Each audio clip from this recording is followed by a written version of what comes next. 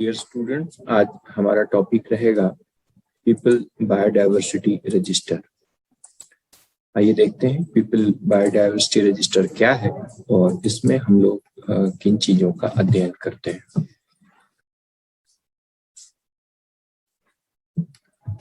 People biodiversity register. India is a land rich in biodiversity of life and associated knowledge, a heritage that is undergoing rapid erosion as in much of the world. आप सभी को पता है कि India is one of the mega biodiversity country, और जहां जहां पर मेगा बायोडाइवर्सिटी रीजन्स रहे हैं पूरे वर्ल्ड में, वहां पर ट्रेडिशनल नॉलेज और the knowledge associated with the biodiversity is very rich, but this knowledge and along with the biodiversity is undergoing rapid erosion. बड़ी तेजी से इस बायोडाइवर्सिटी और उससे संबंधित जो ज्ञान है उसका क्षरण हो रहा है। इस प्रॉब्लम पर विचार करने के लिए 1992 में रियो डी जेनेरियो ब्राजील में अर्थ समिट ऑर्गेनाइज किया गया था, और उस अर्थ समिट में कन्वेंशन ऑन बायोडाइवर्सिटी के ऊपर सबने सिग्नेचर किए थे जो पार्टिसिपेटिंग कंट्रीज थे, और ये जो कन्वेंशन है ये 29 दिसंबर 1993 को ये वर्ल्ड वाइड ऑलमोस्ट ये एक्सेप्ट हो गया और इसको लोगों ने अंगीकार कर लिया। इस कन्वेंशन ऑन बायोडाइवर्सिटी और कन्वेंशन ऑन बायोलॉजिकल डाइवर्सिटी के रिस्पॉन्स में इंडिया ने 2002 में बायोलॉजिकल डाइवर्सिटी एक्ट इनैक्ट किया as a part of an attempt to create an institutional legal framework to act on the provisions of the CBD. जो biodiversity act 2002 है, इसके अंतर्गत 3 और ऑर्गेनाइजेशंस एस्टेब्लिश किए गए। नेशनल बायोडाइवर्सिटी अथॉरिटी (NBA), उसके under में state biodiversity boards (SBBs) and biodiversity management committees (BMCs) at the level of municipalities and village council. Means आप क्रोनोलॉजी देखिए, earth summit 1992, convention on biodiversity 1993, then biological diversity act 2002, और उसके अंतर्गत national biodiversity authority और state biodiversity board और biodiversity management committee इनका गठन किया गया। The biodiversity management committee have been charged with the responsibility of documentation of biodiversity and associated knowledge. जो बायोडाइवर्सिटी मैनेजमेंट कमिटी है, उसके रिस्पॉन्सिबिलिटी रही कि जो भी इनके रीजन में, इनके लोकल एरियाज में जो भी बायोडाइवर्सिटी एंड एसोसिएटेड नॉलेज होगा, उस नॉलेज को और उस बायोडाइवर्सिटी का डॉक्यूमेंटेशन होगा। ठीक है, यानी उनको लिपिबद्ध किया जाएगा। And within their jurisdiction there is provision for formation of people biodiversity register. Means जो पीपल बायोडाइवर्सिटी रजिस्टर है, it is a type of documentation which includes the documentation of the biodiversity and associated knowledge at the level of municipalities and village councils managed by the Biodiversity Management Committee. This is the People Biodiversity Register.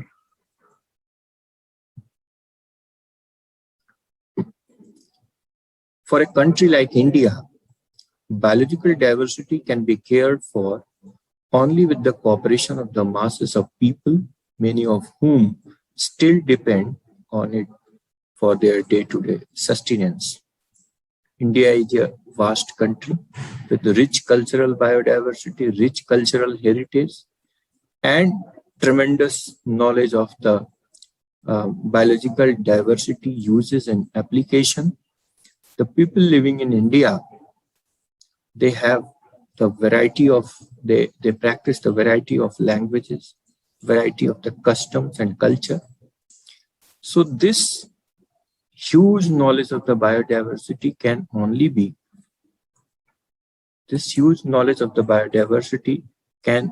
be accumulated with the cooperation of the people. बिना जनता के सहयोग के आप इस biodiversity के knowledge को इकट्ठा नहीं कर सकते हैं, कलेक्ट नहीं कर सकते हैं, डॉक्यूमेंट नहीं कर सकते हैं.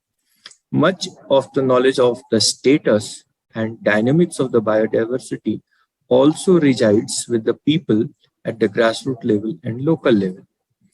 और ये जो बायोडाइवर्सिटी का स्टेटस है लोकल लेवल पर, बायोडाइवर्सिटी का स्टेटस एंड इट्स डायनामिक्स का मतलब कि कब अवेलेबिलिटी बढ़ जाती है, कब अवेलेबिलिटी कम हो जाती है, how the biodiversity manifest itself at local level, the seasonality of the biodiversity, it is known by the people who are working at grassroots level.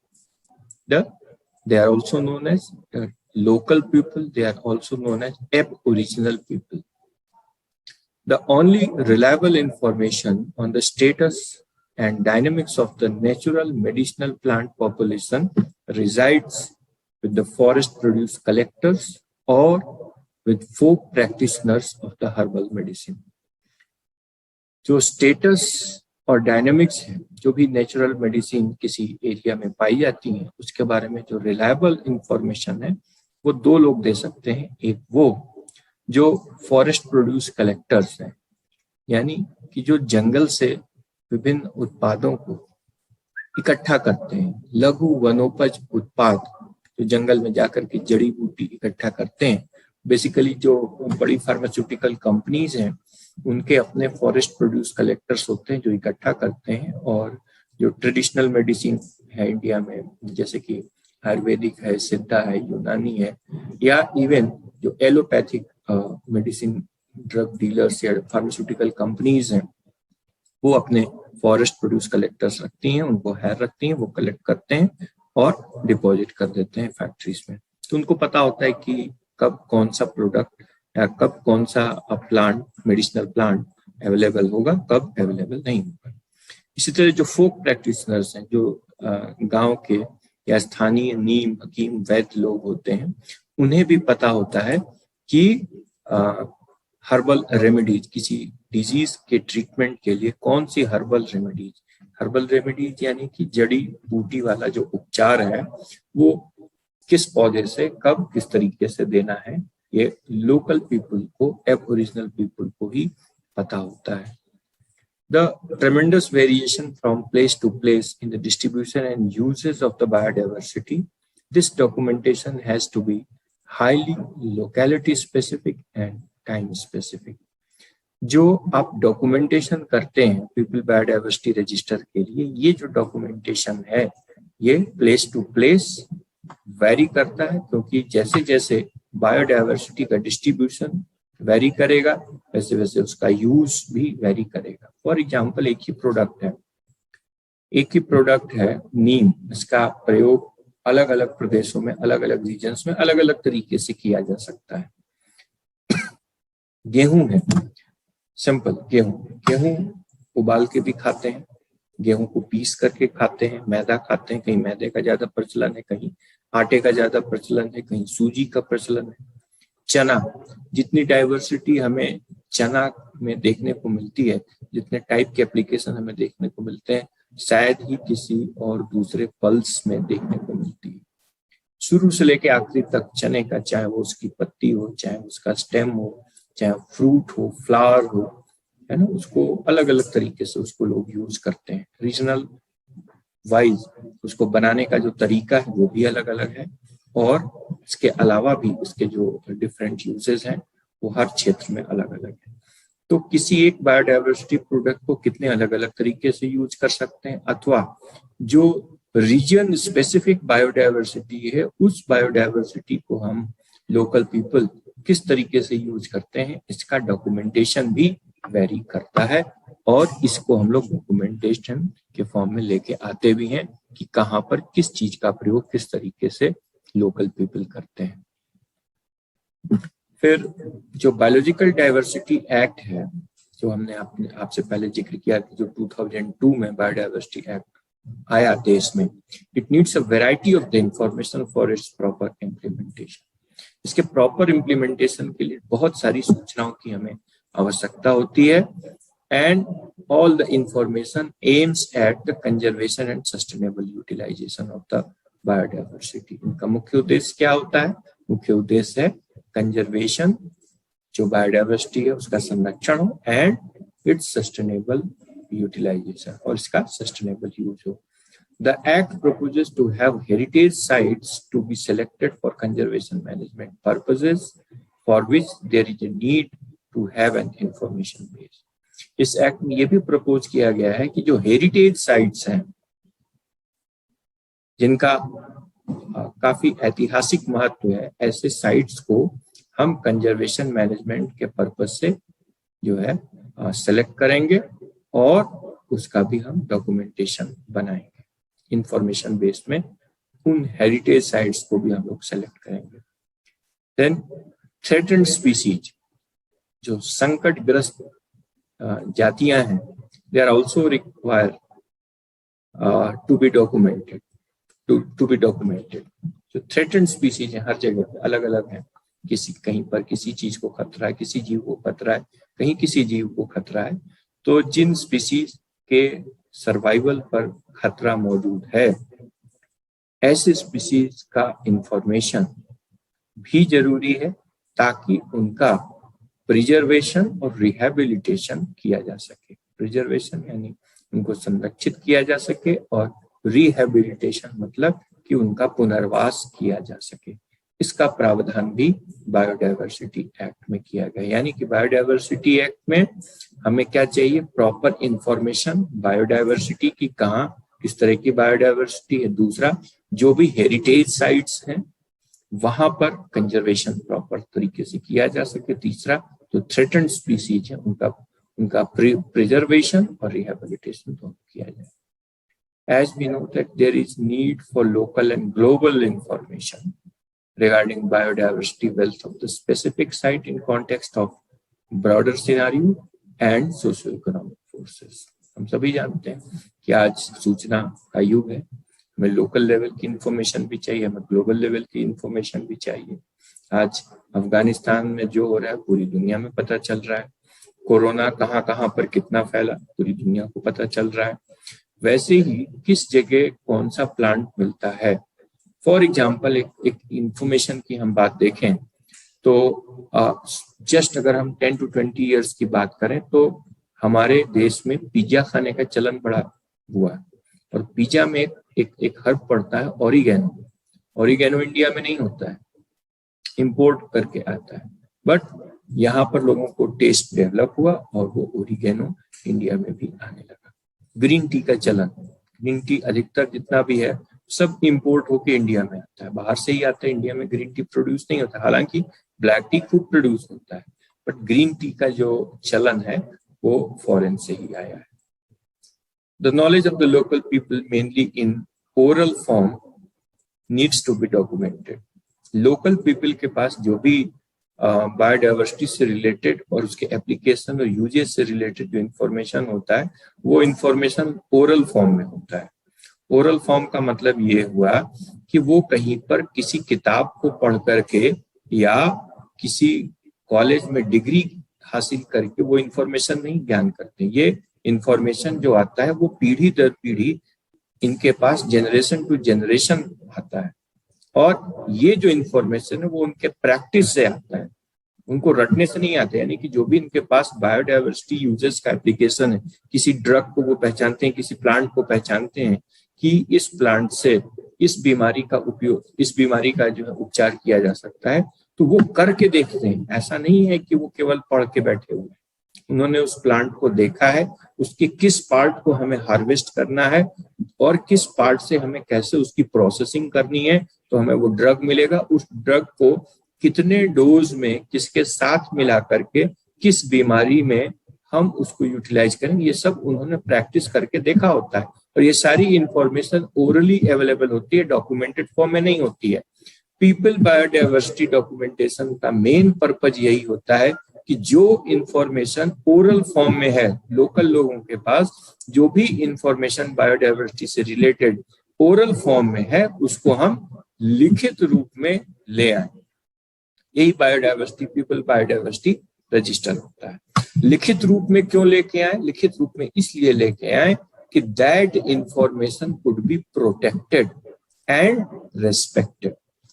क्योंकि जो ट्रेडिशनल नॉलेज है, जनरली जो ट्रेडिशनल नॉलेज है उसका उपहास, सामान्य जो अगर हम देखें आम जनता की भाषा में, तो जो ट्रेडिशनल नॉलेज है वो ट्रेडिशनली लोकल रीजन में तो रेस्पेक्टेड होता है, but globally it is not paid proper in care of.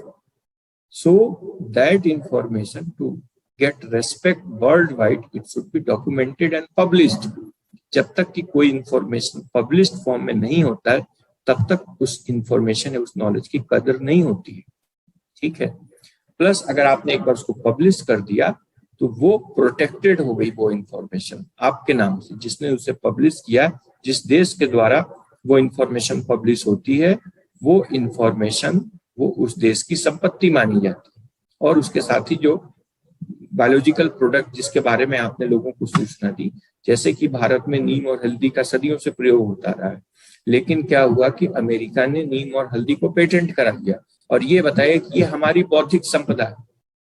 इस चीज को लेकर के बड़ा विवाद हुआ भारत और अमेरिका के बीच में. इवन की बासमती राइस को भी टैक्समती यानी टेक्सास प्रांत में वो यहाँ से बासमती के बीज ले गए और अमेरिका में एक टेक्सास प्रोविंस है, प्रांत है, वहां पर उन्होंने बासमती उगाई और उस बासमती को उन्होंने टैक्समती के नाम से जो है बेचना शुरू कर दिया. तो इस पर भारत ने आपत्ति की, बड़ा लंबा कोर्ट केस चला और कालांतर में हल्दी, नीम और बासमती राइस इस पे से पेटेंट जो अमेरिका का था वो हटाया गया.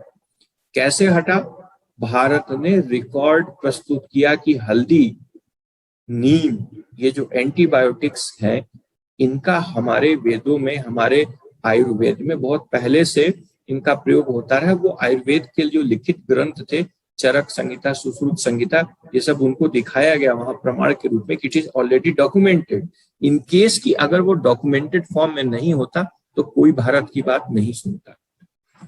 इन सब चीजों से सबक लेते हुए भारत ने ट्रेडिशनल नॉलेज जो कि लिखित फॉर्म में नहीं है, उसको लिखित फॉर्म में लाने का प्रयास किया बायोडायवर्सिटी एक्ट के तहत. और इसमें लोकल इंफॉर्मेशन जो कि ट्रेडिशनल ट्राइबल पीपल के पास है, जो कि ट्रेडिशनल हीलर्स हैं उनके पास है, जो वैद्य हैं, गुनिया हैं, इनके पास जो जानकारी है, उसको इकट्ठा करके एक वेल ऑर्गेनाइज्ड डॉक्यूमेंटेड फॉर्म में लेके आना बायोडायवर्सिटी रजिस्टर का काम. लेकिन सिर्फ डॉक्यूमेंटेशन ही इंपॉर्टेंट नहीं होता है. जो डॉक्यूमेंट आपने तैयार किया उसका वैलिडेशन होना भी जरूरी है. मॉडर्न साइंस कहता है कि जो आप डॉक्यूमेंट लेके आते हैं या जो प्रूफ देते हैं, जो भी बात आप फैक्ट आप कहते हैं, उसके पीछे आप प्रूफ भी दीजिए. यानी कि जो आपने डॉक्यूमेंट तैयार किया, जो डेटा तैयार किया, उस डेटा का वैलिडेशन भी होना चाहिए.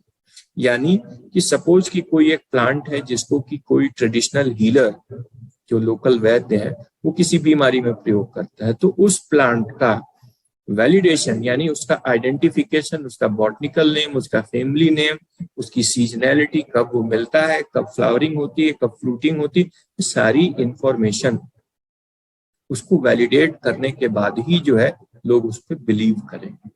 अगर सिर्फ आप डॉक्यूमेंटेशन करते हैं, वैलिडेशन नहीं कराते हैं, तो भी आपका काम अधूरा रहता है.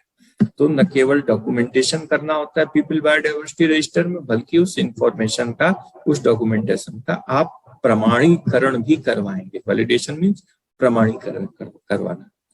It is necessary to have information on market demands, prices at global level, conservation status at both global and local level, socio-economic forces, tenurial arrangements at local level to decide on levying of collection fees for accessing the bioresources from within the jurisdiction of the local biodiversity management committee. जो local biodiversity management committee है वो क्या करती है कि वो केवल documentation और वैलिडेशन के साथ साथ ये मार्केट डिमांड कितनी है किसी पर्टिकुलर बायोडाइवर्सिटी प्रोडक्ट की, उसके बारे में भी डेटा कलेक्ट करती है। Prices at the global level, विश्व बाजार में उस पर्टिकुलर प्रोडक्ट का क्या मूल्य है, इसके बारे में भी इंफॉर्मेशन रखती है। कंजर्वेशन स्टेटस क्या है, लोकल लेवल पर वो बायोडाइवर्सिटी प्रोडक्ट कंजर्व्ड है या नहीं, मतलब रेयर तो नहीं है, एंडेंजर्ड तो नहीं है, थ्रेटन्ड तो नहीं है, एबंडेंट है या सफिशिएंट है।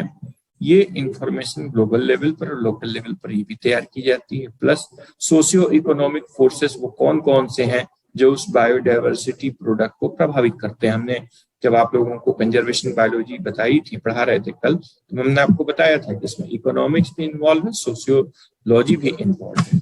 And tenurial arrangements at the local level, tenurial arrangements at the local level to decide on levy of the collection fees, यानी कि जब आप कोई बायोडाइवर्सिटी प्रोडक्ट नेचर से लेते हैं तो उसके कलेक्शन के ऊपर आप फीस भी लगा सकते हैं। जो लोकल बायोडाइवर्सिटी मैनेजमेंट कमेटी है वो किसी लोकल पर्टिकुलर बायोडाइवर्सिटी प्रोडक्ट के हार्वेस्टिंग पर कलेक्शन फीस भी इम्पोज कर सकती है, उसके पास ये पावर है। यानी कि आप फ्री में जाके नहीं ले आएंगे, आप अगर इतना लेके आएंगे तो लोकल कमेटी को या जो भी लोकल गवर्निंग बॉडीज है उसको इतना फीस कलेक्ट करने के लिए देंगे।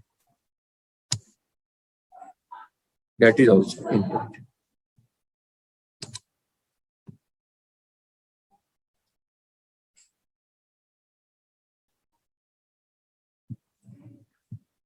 The Biodiversity Management Committee at the level of local bodies will have to undertake this detailed information. है ना, जो लोकल बॉडीज हैं वो ये पूरी डिटेल्ड इंफॉर्मेशन अपने पास रखती हैं। The rules promulgated under the Biodiversity Act term such local level documentation as people biodiversity register. ये सारी जो गतिविधियां हैं, जो क्रियाकलाप हैं, इसी को हम लोग पीपल बायोडाइवर्सिटी रजिस्टर में डॉक्यूमेंट करते हैं और उसको पीपल बायोडाइवर्सिटी रजिस्टर कहते हैं। It will be one of the most noble and significant of the element of overall biodiversity information system that will have to be developed at the national level.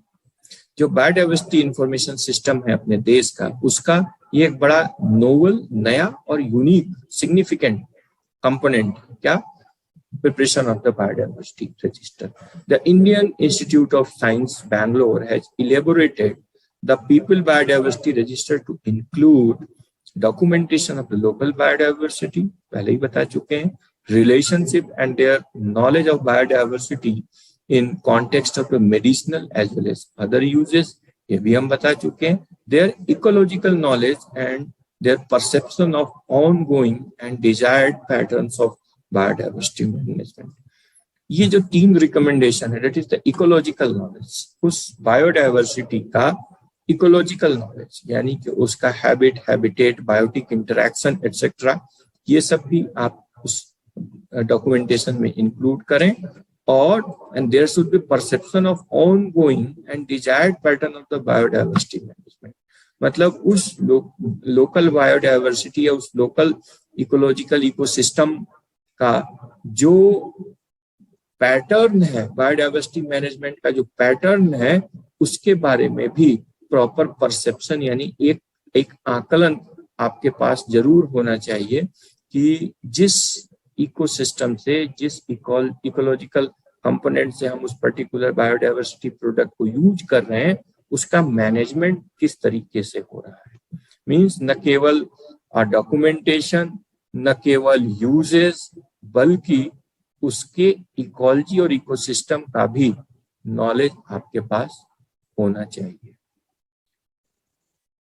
Beginning in 1996, a series of PBR have been prepared with the help of network of environment-oriented NGOs and educational institutions at the level of high school, undergraduate and degree college। ये जो PBR है, people biodiversity registry, बनाता कौन, बनाते कौन है? कोई नहीं, NGOs बनाते हैं जो कि इन्वायरमेंट पे काम कर रहे हैं। Educational institutes people biodiversity register को बनाते हैं। कौन से? हाई स्कूल के students, under graduate students, degree college के जो स्टूडेंट्स हैं, यही PBR बनाते हैं। आप देख सकते हैं यहाँ चित्र में ये स्टूडेंट्स खड़े हैं और अपना डॉक्यूमेंटेशन कर रहे हैं PBR के लिए, ठीक है। With experience and growing availability and capability of tools of modern information and communication technology, the program has been refined so that much of the information so generated can be pooled together and organized with the help of rational database management system. ठीक, जैसे जैसे हमारी information बढ़ती चली जाती है इस regional biodiversity के ऊपर, तो जो modern information communication technology tools हैं उसकी सहायता से हम एक रेशनल डेटाबेस मैनेजमेंट सिस्टम तैयार कर चुके हैं और उसमें सारा डेटा हमारा जो है एक साथ इकट्ठा कर दिया जा रहा है इन वेल ऑर्गेनाइज्ड फॉर्म में, ताकि जब हमें कोई इंफॉर्मेशन चाहिए तो हम उसको बड़ी आसानी से रिट्रीव कर सके, उसको हम आसानी से प्राप्त कर सकें। ठीक, अब जो नेक्स्ट पार्ट है वैलिडेशन ऑफ द डॉक्यूमेंटेशन हम कैसे करते हैं ये हम नेक्स्ट लेक्चर में बताएंगे। आज के लिए इतना ही।